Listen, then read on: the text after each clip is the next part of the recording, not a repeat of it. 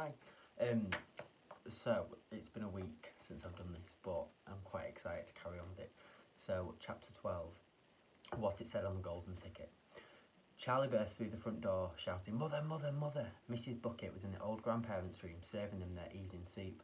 "Mother," yelled Charlie, is rushing in on them like a hurricane. "Look, I've got it, Mother! Mother, look! The last golden ticket, it's mine! I found some money in the street and I bought 2 bars of chocolate and the second one had the golden ticket. And there were crowds of people all around me wanting to see it. The shopkeeper rescued me and I ran out all the way home and here I am. It's the 5th golden ticket, Mother, and I found it." Mrs. Bucket simply stood and stared, while the four grandparents who were sitting up in bed balancing bowls of soup on their laps all dropped their spoons with a clatter and froze against the pillows. For about 10 seconds there was absolute silence in the room. No one dared to speak or move. It was a magic moment. Then very softly Grandpa Joe said, "You're pulling my leg, Charlie, aren't you? You're having a little joke." "I'm not," cried Charlie, rushing up to the bed and holding out the large and beautiful golden ticket for him to see. Grandpa Joe leaned forward and took a closer look. His nose was almost touching the ticket. The others watched him, waiting for the verdict. Then very slowly, with a slow and marvellous grin spreading all over his face, Grandpa Joe lifted his head and looked straight at Charlie. The colour was rushing to his cheeks and his eyes were as wide open, shining with joy. And in the centre of each eye, right in the very centre, in the black pupil, a little spark of wild excitement was slowly dancing, and then the old man took a deep breath, and suddenly, with no warning whatsoever, an explosion seemed to take place inside him. He threw up his arms and yelled, "Yippee!" And at the same time his long bony body rose up out of the bed and his bowl of soup went flying into the air, into the face of Grandma Josephine. And in one fantastic leap, this old fellow of 96 and a half, who hadn't been out of the bed for the last 20 years, jumped onto the floor and started doing a dance of victory in his pyjamas. "Yippee!" he shouted. 3 cheers for Charlie Bucket. Yip, hip, hooray! At this point, the door opened, and Mr. Bucket walked into the room. He was cold and tired, and he looked it, and all day long he'd been shoveling snow in the streets. "Cripes," he said, "what's going on in here?" It didn't take them long to tell him what had happened. "I still don't believe it," he said. "It's not possible." "Showing the ticket, Charlie," shouted Grandpa Joe, who was still dancing around the floor like a dervish in his striped pyjamas. "Show your father the 5th and last golden ticket in the world." "Let me see it, Charlie," Mr. Bucket said, collapsing into a chair. And Charlie came forward with the precious document. It was a very beautiful golden ticket, this thing. It had been made, so it seemed, from a sheet of pure gold hammered out of the thinness of paper. On one side, printed by some clever method in jet black letters, was the invitation itself from Mr. Wonka. "Read it aloud," Grandpa Joe said. "Let's all hear exactly what it says." Mr. Bucket held the lovely golden ticket up close to his eyes. His hands were trembling again, and he seemed to be overcome by the whole business. He took several deep breaths, then cleared his throat and said, "All right, I'll read it. Here we go. Greetings to you, the lucky finder of this golden ticket from Mr. Willy Wonka. I shake you warmly by the hand.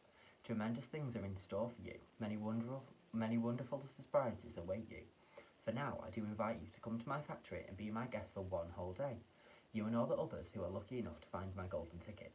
I, Willy Wonka, will conduct you around the factory myself, showing you everything there is to see, and afterwards, when it is time to leave, you will be escorted home by a procession of large trucks. These trucks, I can promise you, will be loaded with enough delicious eatables to last you your entire household for many years. If at any time thereafter you should run out of supplies, you only have to come back to the factory, show this golden ticket, and I will be happy to refill your cupboard with whatever you want. In this way, you'll be able to keep yourself supplied with tasty morsels for the rest of your life. But this is by no means the most exciting thing that will happen on the day of your visit. I am preparing other surprises that are even more marvellous and more fantastic for you and for all my beloved golden ticket holders. Mystic and marvellous surprises that will entrance, delight, intrigue, astonish and perplex you beyond measure. In your wildest dreams, you could not imagine the things that could just happen to you. Just wait and see. And now, here are your instructions. The day I have chosen for you to visit is the first day of the month of February. On this day, and on no other, you must come to the factory gates at 10 o'clock sharp in the morning. Don't be late, and you are allowed to bring with you either 1 or 2 members of your own family to look after you to ensure that you don't get into mischief. One more thing, be certain to have this ticket with you, otherwise you will not be admitted. Signed, Willy Wonka. The 1st of February, cried Mrs. Bucket. But that's tomorrow. Today's the last day of January, I know it is. Cripes, Mr. Bucket, I think you're right. You're just in time, shouted Grandpa Joe. There's not a moment to lose. You must start making preparations at once. Wash your face, comb your hair, scrub your hands, brush your teeth, blow your nose, cut your nails, polish your shoes, iron your shirt, and for heaven's sake, get that mud off your pants. You must get ready, my boy. You must get ready for the biggest day of your life. Now, don't overexcite yourself, Grandpa, Mrs. Bucket said, and don't fluster poor Charlie. We must try and all keep very calm. Now, the first thing to decide is, who's going to go with you? Charlie to the factory. I will, shouted Grandpa Joe, leaping out of bed. I'll take him, I'll look after him, you leave it to me. Mrs. Bucket smiled at the old man, and then turned to her husband and said, how about you, dear? Don't you think you ought to go? Well, said Mr. Bucket, pausing to think about it. No, I'm not sure I should do that. But you must. There's no must about it, my dear Mr. Bucket. Mind you, I'd love to go. I'm tremendously excited. But on the other hand, I do believe that the person who really deserves to go most of all is Grandpa Joe himself. He seems to know much more about it than we do, provided, of course, that he feels well enough. Yippee! Shouted Grandpa Joe, seizing Charlie by the hands and dancing round the room. He certainly seems well enough, Mrs. Bucket said, laughing. Yes, perhaps you're right after all. Perhaps Grandpa Joe should be the one to go with him. I certainly can't leave myself. I can't go myself and leave the other 3 old people alone in this bed for the whole day. Hallelujah, yelled Grandpa Joe. Praise the Lord. At that point there came a loud knock on the front door. Mrs. Bucket went to open it, and the next moment swarms of newspapermen and photographers were pouring into the house. They had tracked down the finder of the 5th golden ticket, and now all they wanted to do was get the full story for the front pages of the morning newspapers.